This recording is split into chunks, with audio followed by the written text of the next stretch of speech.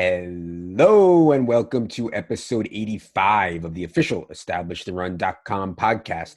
My name is Adam Levitan. I'm one of the co-founders here at ETR, and we are entering peak fantasy football drafting season. Time to get quite serious. So I am joined by Evan Silva, the mover of ADPs, the lord of your top 150 rankings. Evan, what's going on? What's up, man? We're ready to talk about a vast array of topics, opt-outs, rankings changes, and news and notes, and let's jump into it.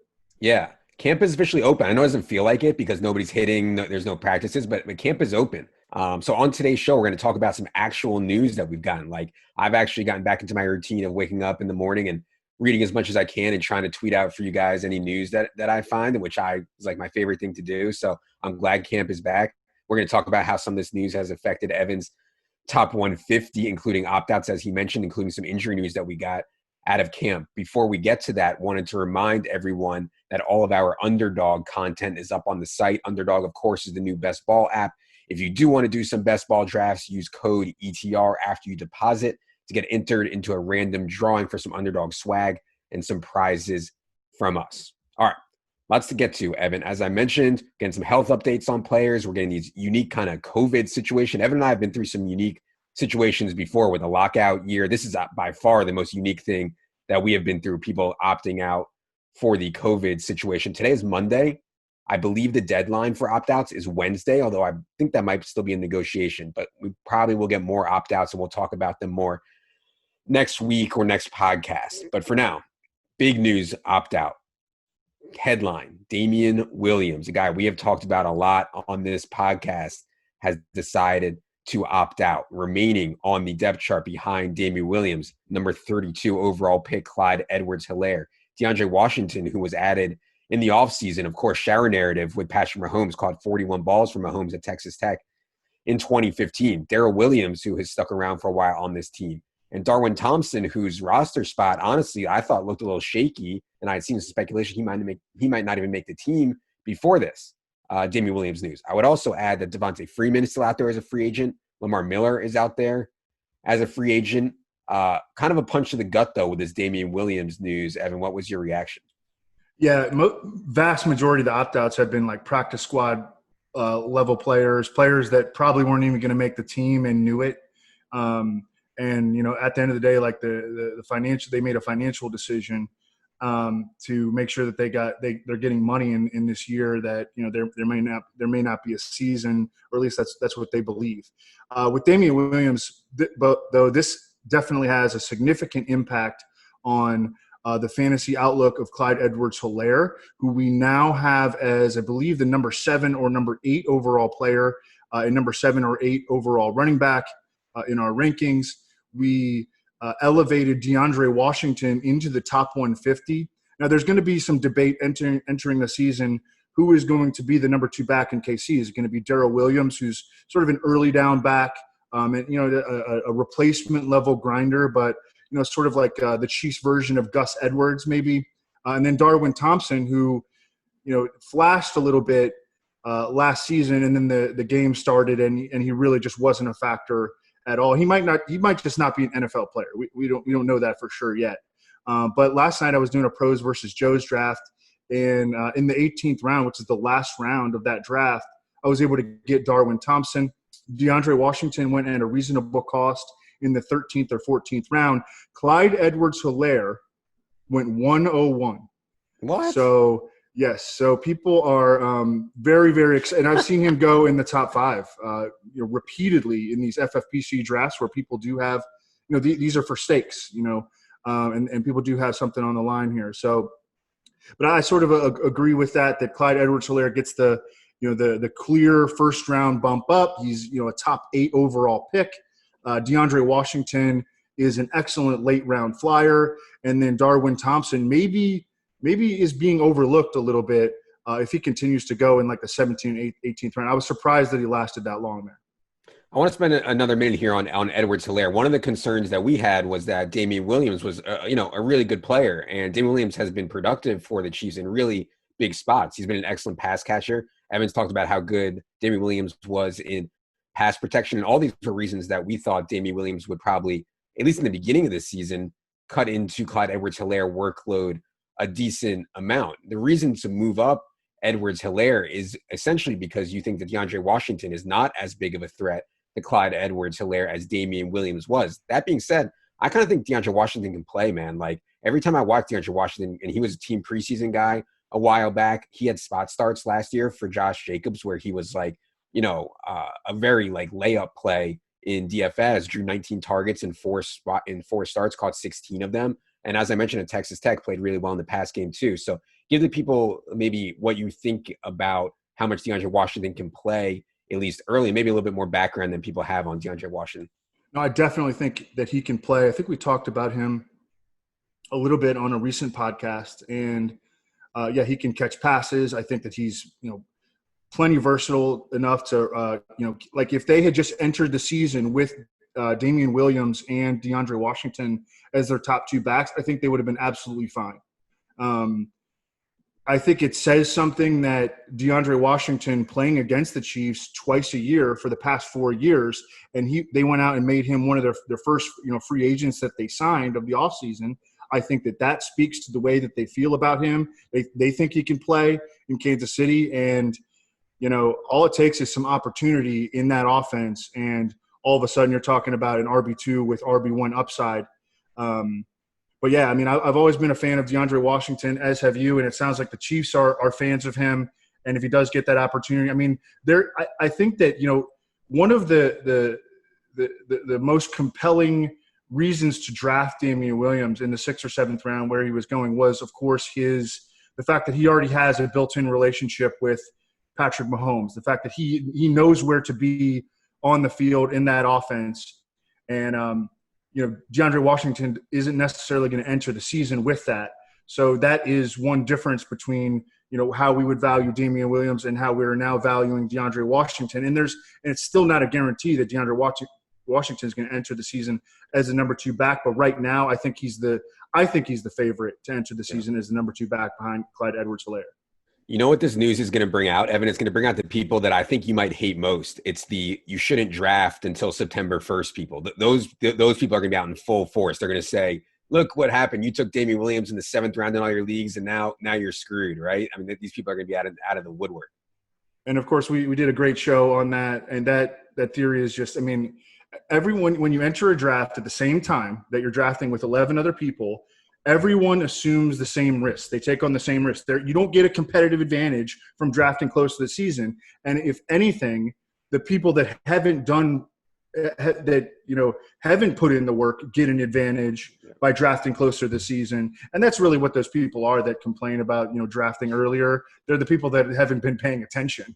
And, they're not equipped to draft early on. But plenty of people are, a lot of people that listen to our show because they're serious fantasy players. They're in this to try to make money, to, earn some clout, maybe win a tournament here or there. And, that's who we're primarily speaking to when we talk about this certain topic. And also, you see the early draft stuff, like the market is just so much less efficient, like all the guys like James Conner went from, a 4th or 5th round pick to a 2nd round pick. Juju Smith-Schuster, Will Fuller keeps moving up, and Leone keeps tweeting out, he's been keeping track of how the market moves in NFFC drafts. And you can see a lot of guys that we liked are now 1, 2, 3 rounds more expensive than they were 2 months ago. And that, to me, is the biggest argument for drafting early. Okay. Anyways, we have a lot to get to here. We've dabbled long enough. Devin Funchess decided to opt out as well. And, I really did think that it wasn't going to be close. Like, I thought Alan Lazard was just going to ice Devin Funchess for the wide receiver 2 role anyways. But now it's just like a total cakewalk. I mean, Lazard has like almost no competition for this role opposite Devontae Adams. Lazard actually led all Packers pass catchers in adjusted yards per attempt from Aaron Rodgers last season. Shout out to John Daigle for that stat. And most importantly, I think Aaron Rodgers just like capes for this dude. I mean, Alan Lazard is like the anti-Jeff Janis, whereas Rodgers hated Jeff Janis. He freaking loves Alan Lazard. He's like tells the coaches to put Alan Lazard on the field. So I know it's a small thing removing Devin Funchess, but I still thought it was notable. And I still think Alan Lazard is one of my favorite flyers, which, by the way, I put out my favorite flyers, guys with an ADP of 120 or more last week, if you want to check that out in the draft kit. But anyways, I think that Allen Lazard is one of my favorite, maybe, I don't know where you can get him now, 12th, 13th round or something like that. Mm-hmm. Yeah, I think that's fine. I think at the end of the day, he's unlikely to really help us very much in fantasy. Last year, Allen Lazard played in 18 games. He went over 70 yards once all season. He went undrafted out of Iowa State after playing there 4 years and having a ton of catches and a ton of tape on him. And, I totally agree with you that the trust factor is working in his favor. And that's why we have him in the top 150. But on a run-first team, where with a target dominator there, I think it's going to be hard for Allen Lazard, to really help us in season-long redraft. Now, based on his pricing in DFS, he very well may be a guy that we look at. He may be an intriguing matchup play at times. I don't think he's a bad best ball pick at all, but I think that the upside is probably a little bit capped on him, but he is in the top 150. I moved up, rather than moving up Allen Lazard when Devin Funchess opted out, I just moved up Equanimeous St. Brown and Valdez-Scantling a little bit.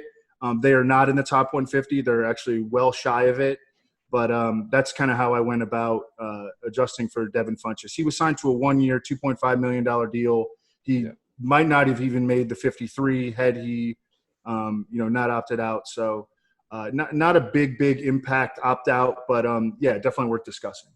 Yeah, and I think there's going to be games where the Packers are going to get into some shootouts. I mean, we saw it a couple times last year. I believe it was maybe the Giants game where they just got into a wild shootout. And in those types of environments, I think Allen Lazard can really play well. In games where it's going to be more of hand the ball off 30 times and try to ride their defense, of course, Allen Lazard's going to be in trouble. So, yeah, just something to keep in mind there. Let's talk about the Eagles wide receiver situation. Marquise Goodwin opted out. I didn't think he was going to have a huge role, but he was at least insurance behind Deshaun Jackson in the speedster role. But, I mean, with this Alshon Jeffrey news, and Alshon Jeffrey news is beat writers remain conflicted, I think, at times, or at least skeptical that Alshon Jeffrey is going to be ready for week one. And we've heard so much about how the Eagles wanted to get rid of him, the contract situation notwithstanding. Now, I know that, rookies like CeeDee Lamb and Jerry Jeudy and Henry Ruggs, people, if those guys were in this situation, people would be so excited about it.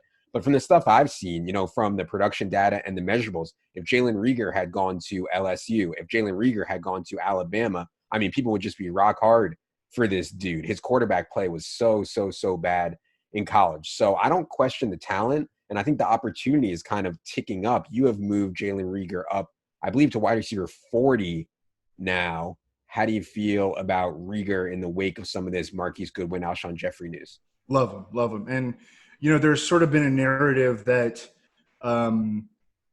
that fantasy analysts are in general like fading rookies this year. Well, what we are doing at Established the Run is we are going on a case-by-case basis. Okay. So look, in a situation, it's unavoidable that that the pathway is clearing for Jalen Reagor to be a high volume weapon. You even have Adam Kaplan, the longtime Eagles insider, saying he thinks that Jalen Reagor is going to lead all the Eagles receivers in snaps and targets and production. Mm-hmm. I think that Deshaun Jackson is still on shaky status, although I think I need to start ticking him back up after moving him down after he made like anti-Semitic remarks. Alshon Jeffrey, he's going to open the season on reserve PUP. We don't really know what J.J. Arcega-Whiteside is, but he's given us indications that he might not be very much. And then Marquise Goodwin opts out, and Marquise Goodwin was probably just going to be a guy that they played like 20 to 30% of the snaps. He also might not have even made the team if he had gotten beaten out by John Hightower or Quez Watkins, who are both speedsters that they took on day 3 of the draft. But yeah, the C's are really parting for Jalen Reagor here. We're not fading rookies across the board. We are, there are certain instances where we like veterans more because the rookies continue to get, less and less practice time as the practice time projections emerge. But with Jalen Reagor, I mean, they're going to have to throw him out there, play him a ton of snaps, get him a bunch of targets from a good quarterback who's willing to throw the ball downfield aggressively and throw the ball into tight windows in Carson Wentz. yeah, I mean, Jalen Reagor, we're staying ahead of ADP on him. And right now we're well out in front. Like, if you're using the rankings, you're probably going to have a really good shot at Jalen Reagor.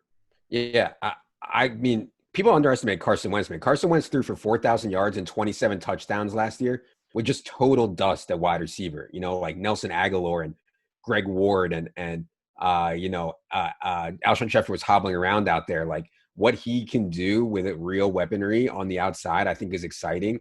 And yeah, it sucks that Jalen Reagor has not been able to practice with Carson Wentz. But I think in this situation, and really what we're projecting with this rookie stuff is opportunity. Like, there's a difference between Jalen Reagor's opportunity and say, maybe we're skeptical about Jonathan Taylor's opportunity early in the season or something like that. Like, there's a big difference in that. So yeah, I really like Jalen Reagor as well. All right. We got some. At the end of the day, it's all about opportunity. That's what we're trying to project. You know, the lack of practice time and 0 exhibition games could potentially take away from some guys' opportunity. There's just not a way that it can take away from Jalen Reagor's opportunity because he's going to need to be thrust in there. I think the same is the case with Brandon Ayuk. Mm-hmm. And right now I have Reagor, Henry Ruggs, and Brandon Ayuk all kind of bunched right together. Reagor is the first guy. I think Ruggs is the second guy. Ayuk is the third guy. But I think we're going to talk a little bit more about Ayuk in a second. Yeah, we will. And I like all three of those guys for sure, even though they are rookies. Okay. Some relatively big news down in Tampa. LeSean McCoy was signed by Bruce Arians and the Tampa Bucs. I mean, maybe I'm too skeptical on old guys, but this is a guy who was cut by the Bills. He was a healthy scratch for the Chiefs down the stretch last year. And LeSean McCoy and Andy Reid are like good friends. Like, you know, to healthy scratch him in the Super Bowl and the playoffs, I thought that spoke volumes. LeSean McCoy was also on the street until August of this year. I think I get it. I get that people think that this is going to have a big impact on Ronald Jones or whoever. I actually think that it's a very specific role they want him to compete for. And I think it's actually the Dare role, the Dare Gunawable role. I don't actually think that it's the Ronald Jones role. And maybe I could be wrong there, but I really think this is more of a commentary on Keyshawn Vaughn, on Dare Gunawable than it is on Ronald Jones. And if this causes Ronald Jones ADP to sink a little bit, I actually think that's a good thing for people who have been targeting him. And I've been warming up to Ronald Jones a bit as well. So, you know, I don't really have much evidence to back that take. That's just kind of my gut feeling. I'm curious what you thought about LeSean McCoy signing with Tampa. Well, I think that at the end of the day, how playing time in the Bucs backfield is going to be determined is going to be by Tom Brady. Like, they're not going to put any running back out there that Tom Brady doesn't feel comfortable playing with. And that may seem like a cop-out, but I think that that's really the truth. And during the 14 days of padded practices, that's going to go a long way toward determining whether, you know, which of these guys is going to get the most playing time. It could be Ogunbowale. I think that he's probably at the end of the line, but I think that it's not crazy to think that he could emerge as the guy that Tom Brady trusts. It could be LeSean McCoy. I mean, he's played a lot of years in the league. Ronald Jones, I think, is the most talented back that they have. Maybe Keyshawn Vaughn, but Keyshawn Vaughn it looks like he's really, you know, his momentum has really screeched to a halt. And, you know, he got placed on the COVID list. Again, we don't know if the COVID list means they can't say these things publicly. We don't know if he was actually diagnosed with COVID or if he just had been in contact with somebody that had COVID symptoms. They automatically get placed on there and quarantined. But that certainly sets him back to some extent. So we've got 4 candidates for playing time. I think at the end of the day, man, I mean, I don't really want any of them. Of course, there's a price at which I would take any of them, but they're not none of these guys. I'm not going out of my way to target any of these guys. Ronald Jones in the 7th round, I think, is fine. But you know, aside from that, they're a bunch of late round dart throws. Yeah, I'm not interested in any of the other 3. I do think that this LeSean McCoy news could sink Ronald Jones into like the 8th round maybe, and I think that would be pretty exciting. And I think maybe not exciting, but that would be something I would want to pull the trigger on, probably especially if I was making a build like for a best ball draft where I needed a running back in that spot, because I do want to have most of my running backs in best ball by round 10. You guys can read more about that on the site and all of our best ball stuff. Okay, more NFL news. Antonio Brown officially suspended for 8 games. Of course, he doesn't have a team. If he can find a team willing to put up with him, which I'm kind of skeptical of at this point anyways, but if he can find a team to put up with him, rumors have been Ravens, rumors have been Seahawks. If he can find someone to put up with him, he'll be suspended 8 games. So for me in season long, I don't really want to hold this guy for 8 games on my bench when I want to be churning my bench. But I get it because he's Antonio Brown, and he looked so good last year in that one game for the Patriots. Would you take Antonio Brown and try to stash him? And have you heard anything else about where, if anybody's willing to put up with him? And the 8-game suspension was handed down only in related to 2 of the offenses for which he is being investigated by the NFL. And the one that it was not handed down for, I think, is the most serious. So, no, he's, I pulled him out of the top 150 a while back, and I'm not, he's not going back in, that's for sure. Wouldn't take him in any season-long redraft. Ryan Reynolds, who does our waiver wire column, we drafted him in Scott Fishbowl in like the 13th or 14th round. Oh, well, I think you could take him in best ball, but it would have to be really, really late. You're taking zeros for half the season. Who even knows if the season's going to last as long as his suspension is for, and he could get suspended for more games. So no, he's not going in the top 150, and I think he's a full fade in season long redraft. Yeah, and I would not take him in best ball either. I think you're just eating too many zeros, and especially you don't even know what team he'll be back on and what his exact role will be. Like by the time he comes back, he'll have played 1 game in 2018. He's going to step right into midseason and just start crushing. Like I don't know, that would surprise me too. So yeah, time to be out on Antonio Brown. All right, let's talk about some rankings changes you've made lately. You moved Dallas Goedert up to tight end 13 from tight end 16. Dallas Goedert is now ahead of Ian Thomas, who I know we both like.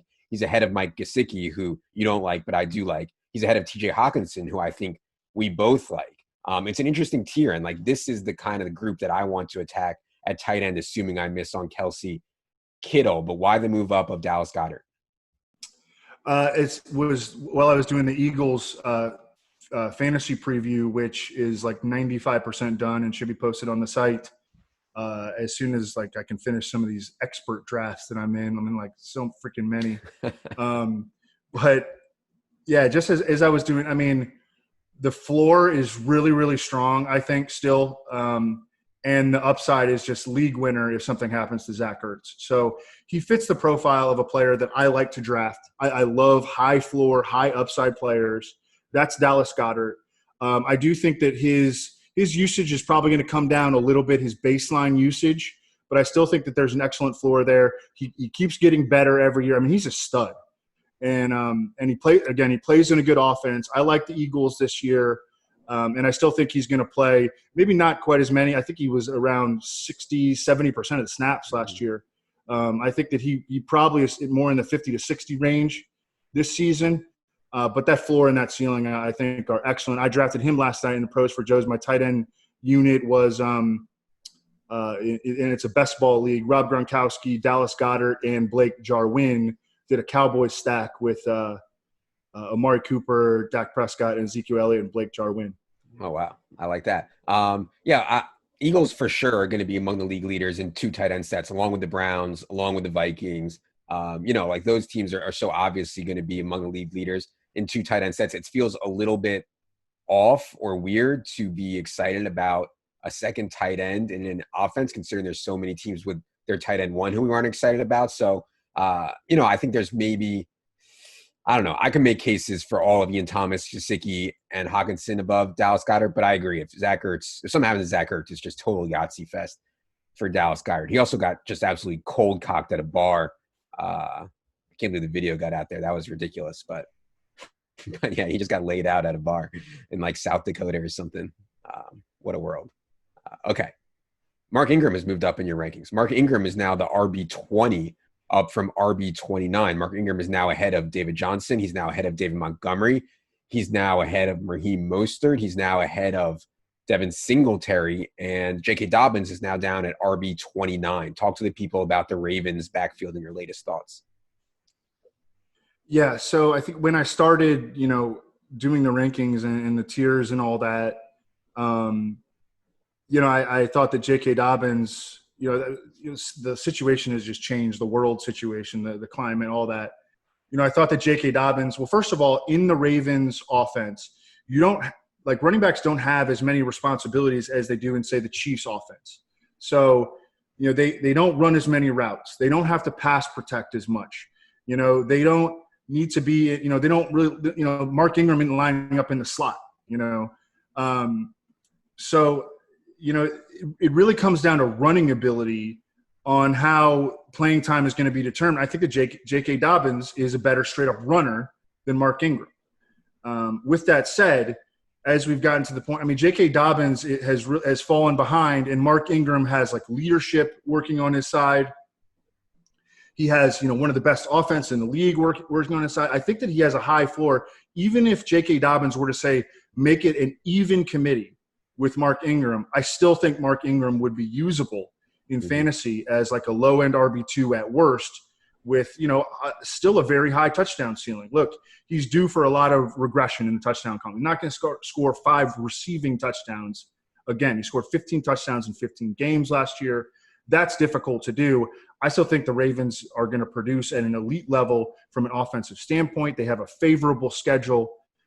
They have a ton of continuity. Their OC, their HC, their quarterback, their number one receiver, their number one running back, 4 or 5 offensive line starters. All those guys are coming back. I look at David Johnson and I look at David Montgomery, the guys that I moved them ahead of, and I'm like, I'd rather have Mark Ingram than those guys at this point. There are flaws with Mark Ingram. Again, the touchdown regression is coming. J.K. Dobbins is dangerous. He is dangerous still. And Mark Ingram is not going to catch a ton of passes, but, David Johnson, I don't think is going to catch a ton of passes either, unfortunately. And I don't think David Montgomery is either. And Le'Veon Bell, who we also moved ahead of, I really want no part of. And we'll be talking about that on a podcast very soon. Yeah.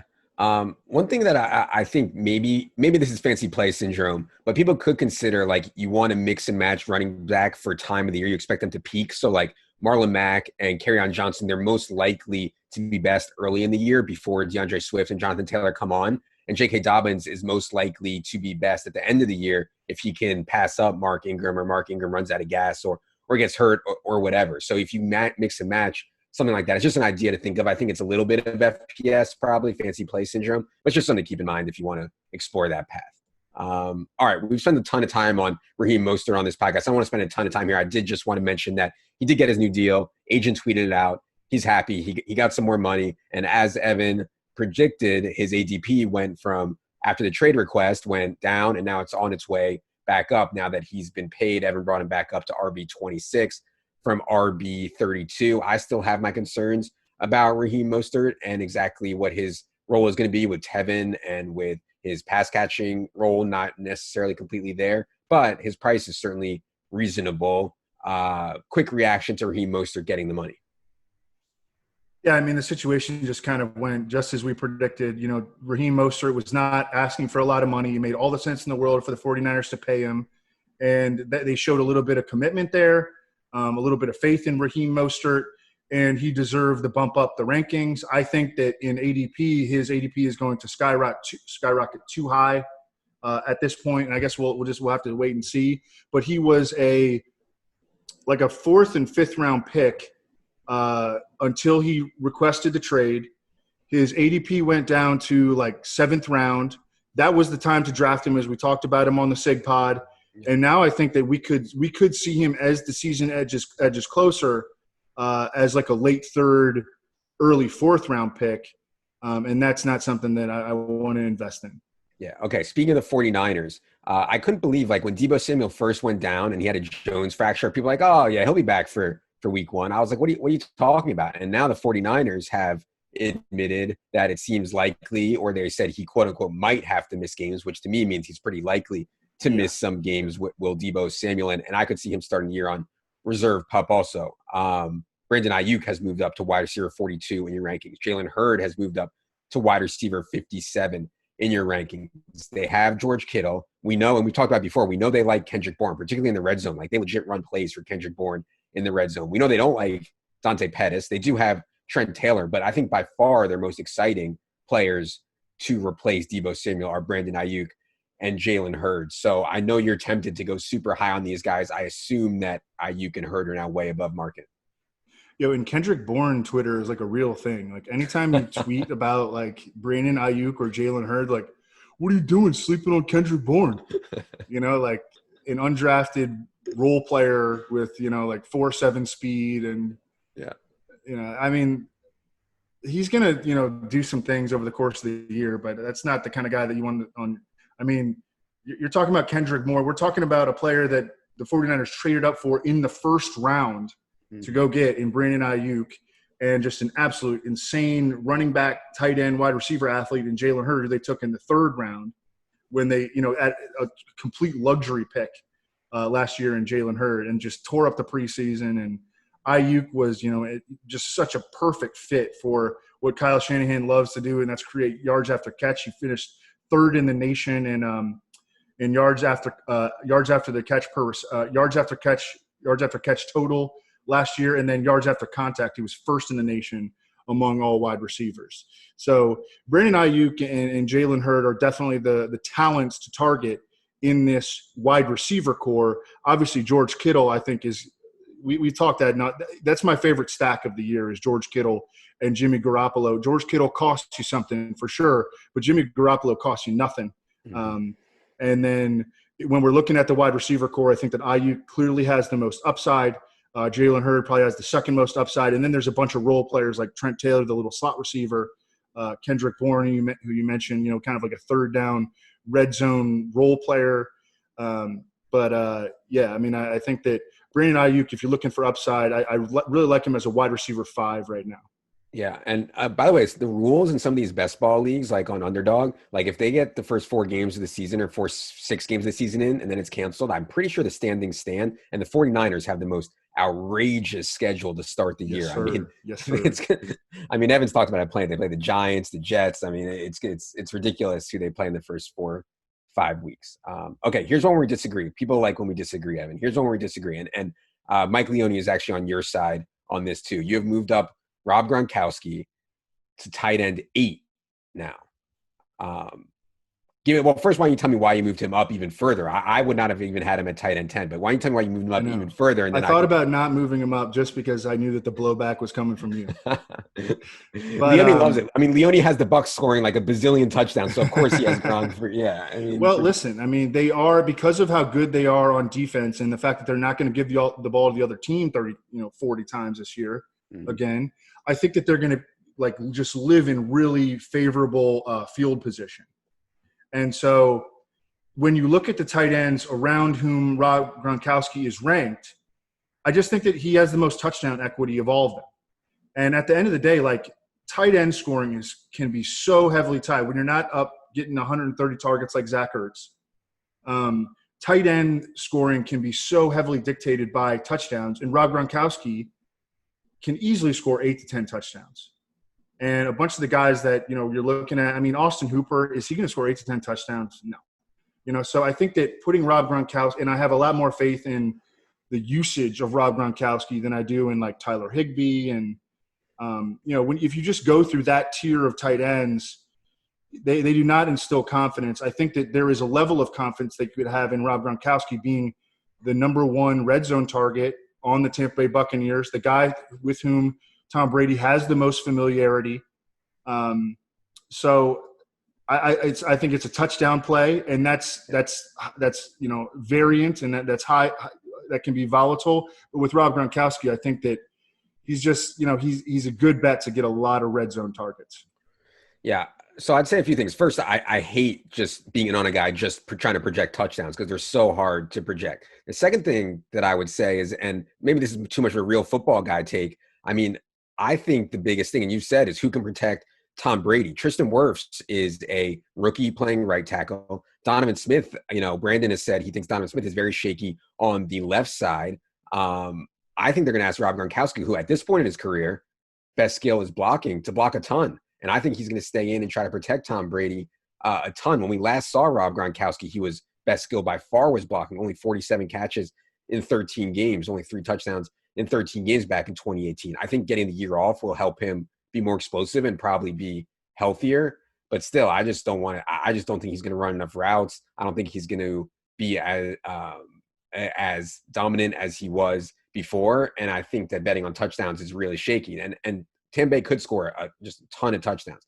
All that said, I agree with you that I'm not excited about Austin Hooper or Jared Cook. Like, I wouldn't take any of these guys in that tier. I would personally wait for the tier we already talked about, which to me is Noah Fant, Dallas Goedert, Ian Thomas, Mike Gesicki, TJ Hawkinson, Blake Jarwin. Like, that's the tier I want to pick from, where they go so much later. And to me, they do have upside that's bigger, non-touchdown dependent upside that's bigger than Rob Gronkowski. So yeah, just that range I'm out on in tight ends for sure. And yeah, God, I don't know. I just have such old man bias, but it would surprise me if Gronk, got anywhere near like 900 receiving yards. He's only 31, man. I mean, yeah, he's a lot younger than you. a lot younger. Believe me, I'm going through a full blown midlife crisis. He's a lot he's a lot younger than me. Okay, and yeah, like I said, Leonie's on your side. I'm actually doing a live stream draft with Leonie, and I'm sure he's going to try to get me to take Gronk, and we're gonna have to have an argument about it. Anyway, speaking of tight ends, and speaking of a tight end, I actually am excited about Evan Ingram, who we were a little bit worried about coming off of a Liz Frank injury and so many other injuries through his career.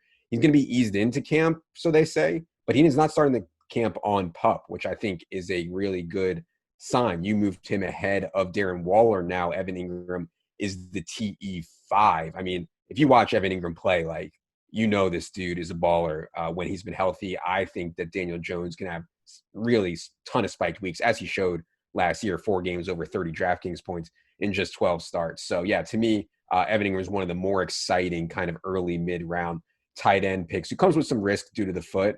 But I think still you're not going to find much more upside at the position in the middle rounds. So I think it's pretty much a no-brainer move for you to go ahead and move him above Darren Waller. Yeah. And that's about what it comes down to. He's a dynamic player. He's in a contract year. I like the rapport that he flashed with Daniel Jones before he got hurt last year. Evan Ingram was on pace for 136 targets through 8 games last year. That would have tied Travis Kelce for most among tight ends. So just to be able to have that, that target commanding presence whatsoever puts him in pretty solid company. I understand, injury prediction Twitter is all over, never draft Evan Ingram. I don't care if he's the 17th. You could get him in the 17th round. You never take him. He's getting hurt. He'll never play 16 games. Well, what if he plays 12? He'll never play 16 games, right. They think in those other 4 games you have to take a 0. You can't put in another tight end. Right.